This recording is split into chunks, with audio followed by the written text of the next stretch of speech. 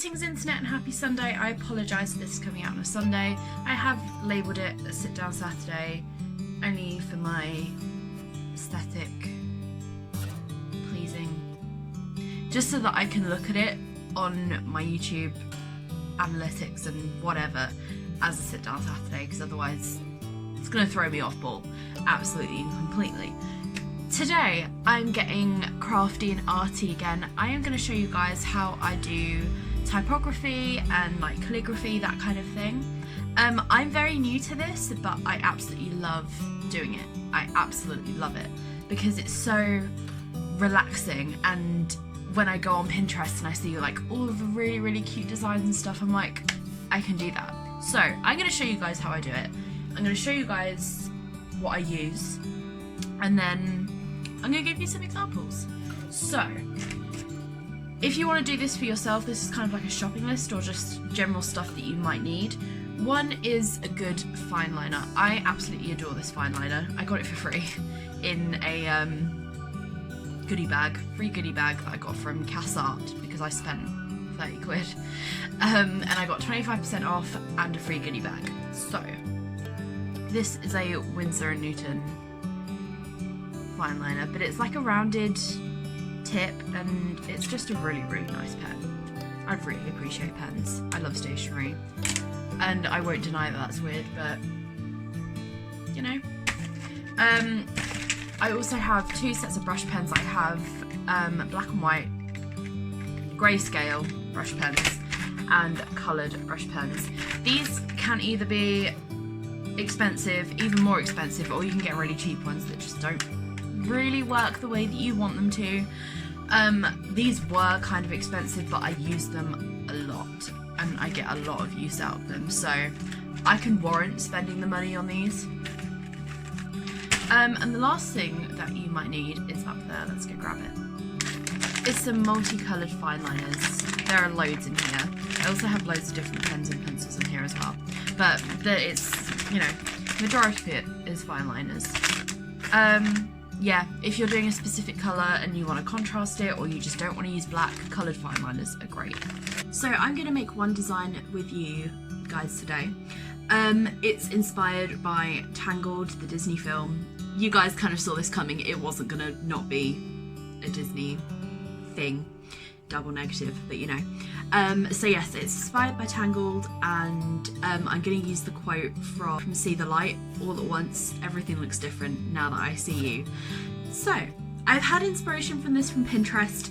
I haven't seen this specific design on Pinterest, so technically it's my own design, but if anyone else has seen / has something similar to this, then I'm sorry, it's no copyright, I'm not stealing your design. This is my creativity, this is what I've come up with, and this is what I want to show you guys how to do. So I hope you enjoy it, and let's get on to drawing.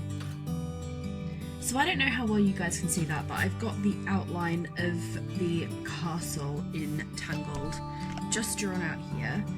I'm just going to finish this because I didn't.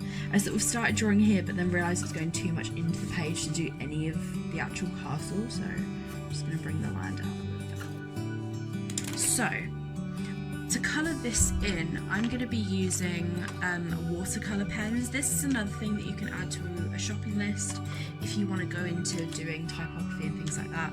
I just think that they're really lovely pens, and I'm using a mixture of like pinks and purples because I'm going to go with sort of like the colour palette that is Tangled, which is kind of like purples and pinks, and I'll do like the little lanterns, the yellow lanterns and things like that. So I'm going to start off by colouring these in. What's great about these pens is that they have two ends. This is a sort of thinner end and that one's quite thick. I'm going to start off darker down the bottom and then lighten it up with these ones once we get closer to the top.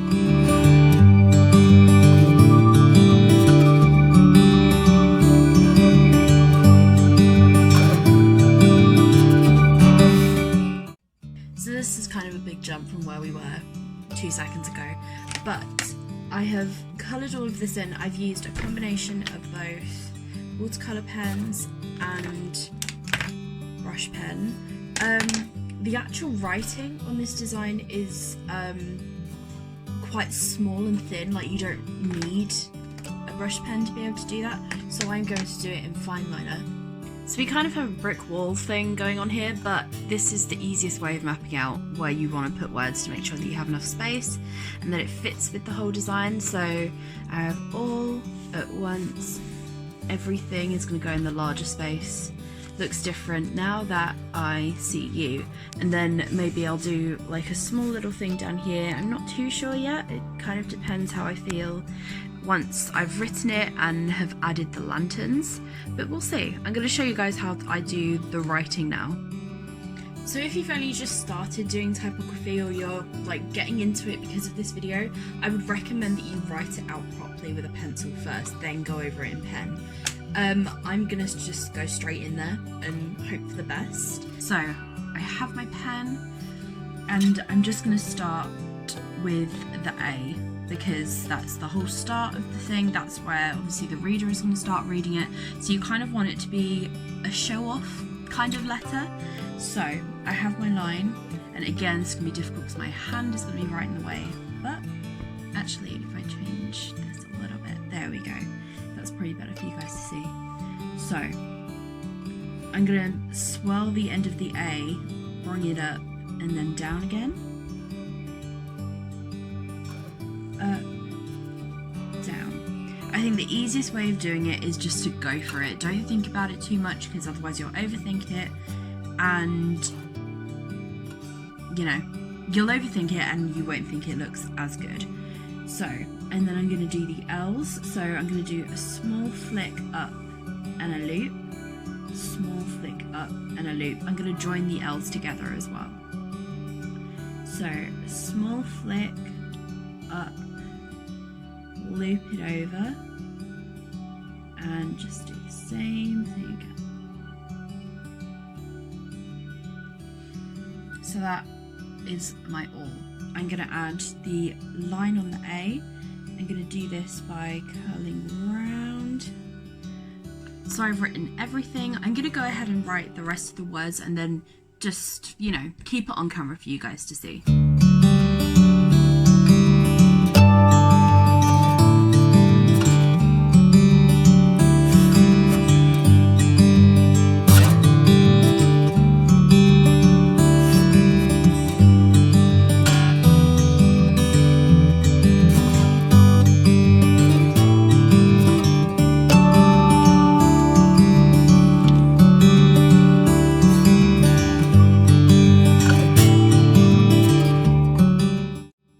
So this is what we're looking at now. I'm going to sort of add a bit more depth to some of the letters just by literally thickening up the lines a little bit. I'll show you guys how to do that on a couple of words and then just go ahead and do the rest of it. What I'm going to do, how I thicken letters, is basically drawing an extra line within the letter, and I think because it's on this side here, I'm going to bring it down so that it's on this curve here. So I'd start at the middle of the A and bring it down to join with the bottom. Then I'm going to add a little bit of thickness to the curve that I've made.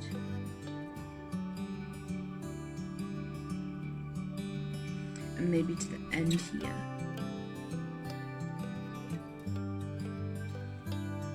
And then I would literally just colour that in. Or you can leave it blank, that's definitely a way that obviously people do it. I kind of like colouring it in just because I think it adds a little bit more depth to the words. So you can do this with like a really thin felt tip. But because this is quite delicate, I'm just going to carry on with the fine liner.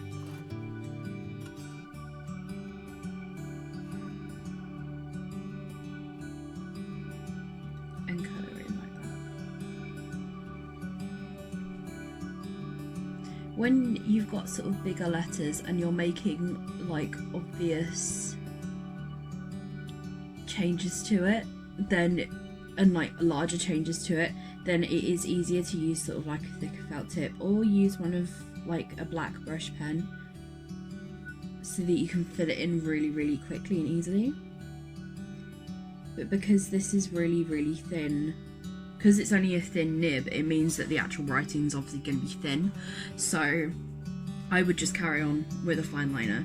With the L's, because I'm a little bit annoyed about this right here, the fact that this is smaller than this, I'll do the same thing to it, but obviously it's going to be a little bit smaller. So with L's, I like to just draw in the loop. I don't like to do anything else with them.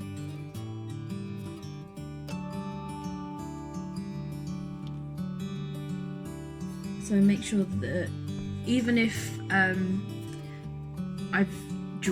making a thicker line on one side of the letter, I won't worry about that throughout the whole thing, but I'll make sure that at least every word, the thickening line is in the same sort of direction, if that makes any sense.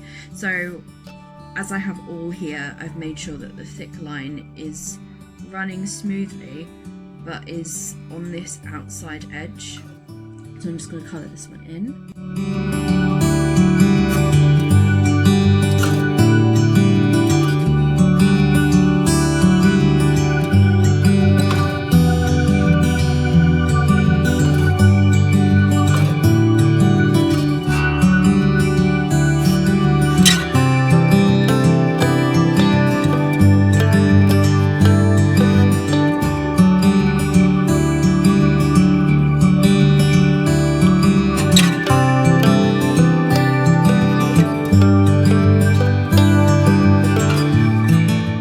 So the last thing that needs to be done is the lanterns that I'm going to add.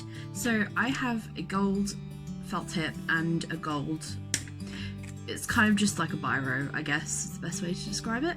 I think again I'm just going to pencil them in and then colour them.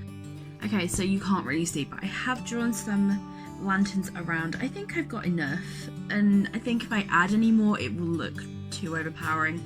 So I'm going to start with the ones that are sort of around the edge. I have a couple sort of dotted in the writing, but I'll decide whether I want to keep those because I think they're gonna, you know, just actually, do you know what? I'm just going to take them out now.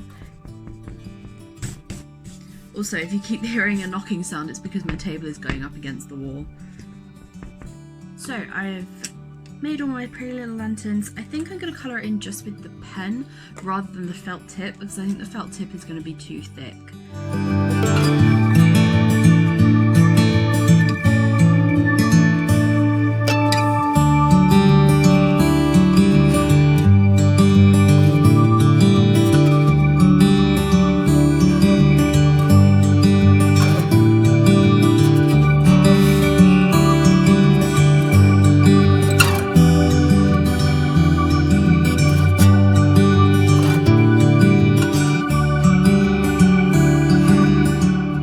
This is the final piece. I'm really happy with it. I think the castle could do with a little bit more detail maybe. And maybe even just make it a little bit smaller. Like I think it might work really well on like A4 or even A5 if you did it small. This is like quite large. This is A3.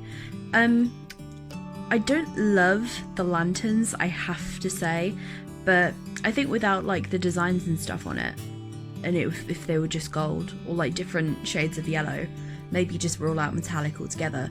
But the lettering, I like the spacing. I've made sure that, you know, none of the letters are actually touching the other words, because this is the issue that I was having here, that this curve is sort of like almost touching the bottom word, and I don't really like the way that that looks, so I always try and avoid it. But this is one of my favourite hobbies. I love doing this, and this is the kind of stuff that is on my Etsy shop. My Etsy shop I will link down below if any of you guys want to buy any designs that are similar to this. I may even put this one up on there. I might do. I kind of want to keep this one. I like this one. But yeah, I think that's kind of it for this week's video. Again, I cannot apologise enough, guys, that this is coming up on a Sunday night rather than a Saturday night. I'm sorry. I am really sorry.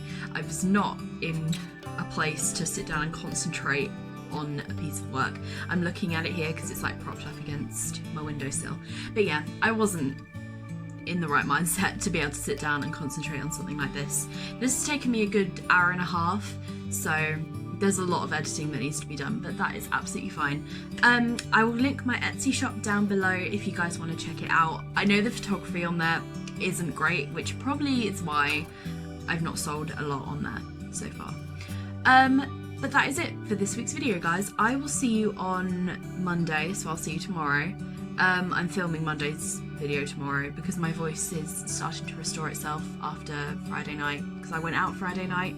So there's a little bit of that on the vlog on Wednesday and other things. So I hope you enjoyed this video, and I will see you tomorrow. Bye everyone.